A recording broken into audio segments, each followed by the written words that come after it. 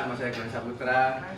Saya Iwan. Dan saya Muhammad Dwi Riza. Kali ini kita membawakan topik analisis segmentasi pelanggan menggunakan algoritma Cummins clustering. Studi kasusnya untuk mall customer segmentasi data. Yang pertama, mengapa segmentasi diperlukan? Yang pertama itu ada masalah industri retail menghadapi volume data transaksi yang besar, big data. Dua, tantangan, sulit memahami perilaku konsumsi jika menggunakan analisis manual. Terus yang ketiga, solusi yang dibutuhkan itu metode unsupervised learning untuk mengelompokkan pelanggan secara otomatis tanpa label. Jadi dikelompokkan data-datanya yang tidak ada labelnya, clustering. Tujuannya menemukan pola tersembunyi, hidden patterns untuk optimalisasi strategi pemasaran. Terus rumusan masalah dan tujuan. Rumusan masalahnya yang pertama, beberapa jumlah cluster optimal untuk data pelanggan. Yang kedua, bagaimana karakteristik setiap segmen pelanggan. Terus tujuan penelitiannya, yang pertama itu menentukan nilai optimal menggunakan algoritma method. Terus yang kedua, mengimplementasikan algoritma Cummins clustering. Yang ketiga, menganalisis profil cluster berdasarkan income dan spending score untuk strategi bisnis. Jadi intinya itu kita nyari kelompok atau cluster yang paling optimal. Intinya nggak terlalu sedikit dan nggak terlalu banyak. Terus yang kedua, kita harus memahami bagaimana karakteristik setiap clustering itu atau kelompok tersebut. Next. Nah, landasan teorinya yang pertama unsupervised learning. Jadi pembelajarannya intinya itu kita mengajarkan mesin bagaimana cara mendata, memahami pola, label yang nggak ada labelnya datanya. Jadi fokus pada eksplorasi struktur data. Yang kedua ada Cummins clustering. Jadi algoritma pembagian datanya nanti itu buat data yang hampir mirip. Jadi nanti dikelompokkan berdasarkan kemiripan. Terus yang ketiga, Euclidean distance. Jadi metode pengukuran jarak yang digunakan untuk menghitung kemiripan antar data. Next. Nah, jadi untuk metodologi penelitian, kita datasetnya dari mall customer segmentasi data diambil dari Kaggle. Ini diambil dari tahun 2023. Jumlah data yang kita pakai ada 200. Terus atribut fokusnya ada annual income, jadi gaji tahunan dari setiap orang, sama speeding score. Speeding score-nya ada 1 sampai 100. Jadi yang pertama itu ini hasil yang kita dapat datanya, ada 200 baris. Terus fitur seleksinya itu memilih hanya kolom annual income dan speeding score. Yang diambil hanya income, gaji tahunan, sama speeding score. Hasil skor dari belanja di mall. Terus data scaling menggunakan standar scaler karena perbedaan skala yang signifikan, ribuan vs 1 sampai 100 untuk menghindari bias perhitungan jarak. Jadi data scaling ini biar nggak ada berat sebelah. Kalau kita cuma pakai standar income, annual income nanti itu bisa sampai ribuan. Tapi kalau kita pakai speeding score itu 1 sampai 100. Jadi ada data scaling itu buat menyamaratakan levelnya. Next. Untuk hasil seperti persetujuan ini, metode ELBO atau ELBO method itu membentuk sumber grafik within atau cluster sum of square. Nah, menunjukkan penurunan drastis di awal. Nah, yang kedua ada penurunan mulai melandai membentuk siku pada titik K. Nah, kesimpulannya jumlah cluster optimal yang dipilih adalah 5 cluster. Jadi intinya itu dari perhitungan sebelah kiri annual income itu bisa sampai ribuan. Terus kita pakai metode yang sudah dimajukan tadi, ELBO method. Jadi kita ambil sikunya. Sikunya yang paling standar itu di K sama dengan 5. Jadi kita ambil pembagian datanya ada 5 kelompok. Next. Nah, untuk hasil visualisasi clustering ada 5 data cluster. Tentunya itu visual cluster plot menunjukkan 5 kelompok yang terpisah dengan cukup jelas. Lalu ada distribusi cluster menyebar secara radial berdasarkan kombinasi pendapat dan pengeluarannya.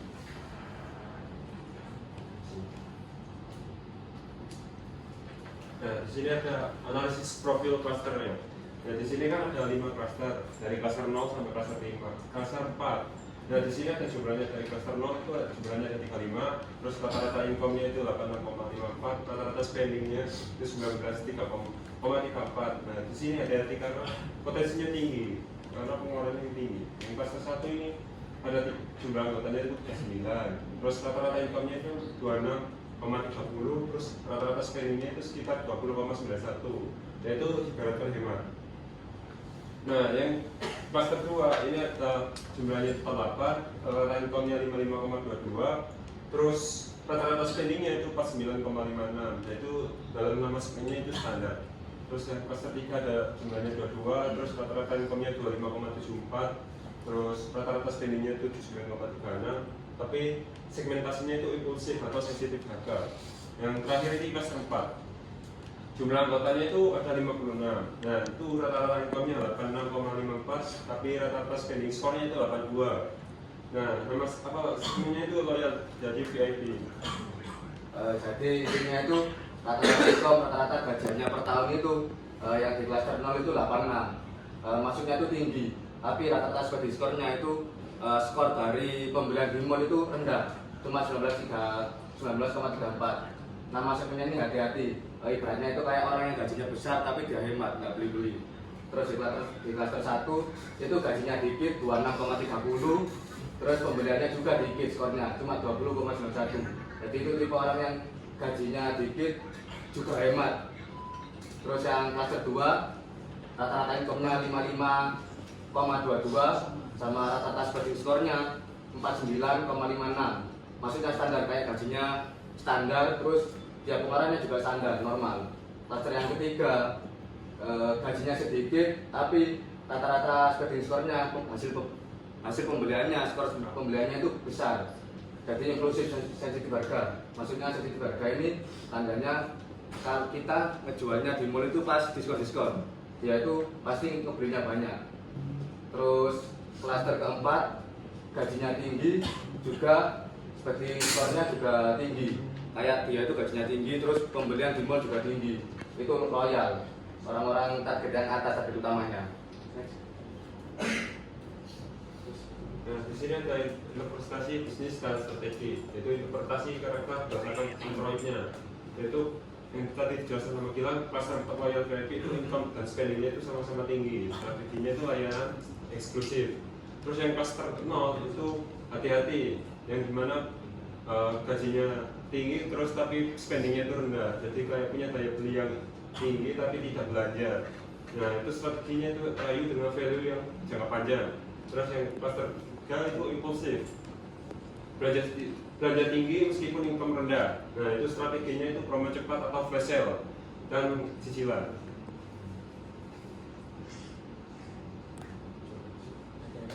Dari kesimpulan ini, yang pertama kita dapat menyimpulkan bahwa Kimen berhasil membagi 200 pelanggan untuk menjadi 5 segmen perilaku yang unik. Dan yang kedua, validasi argumentor menunjukkan Ki sama dengan 5 adalah cluster optimal. Dan yang ketiga, segmen cluster 4 teridentifikasi secara numerik sebagai kelompok paling menguntungkan.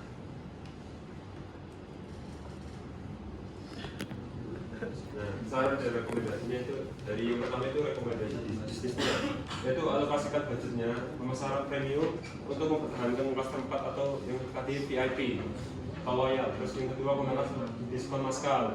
Terus untuk saran akademisnya itu penelitian selanjutnya dapat membandingkan hasil ini dengan algoritma clustering lain, yaitu seperti DBS scan atau hierarchical untuk validasi kekuatan model.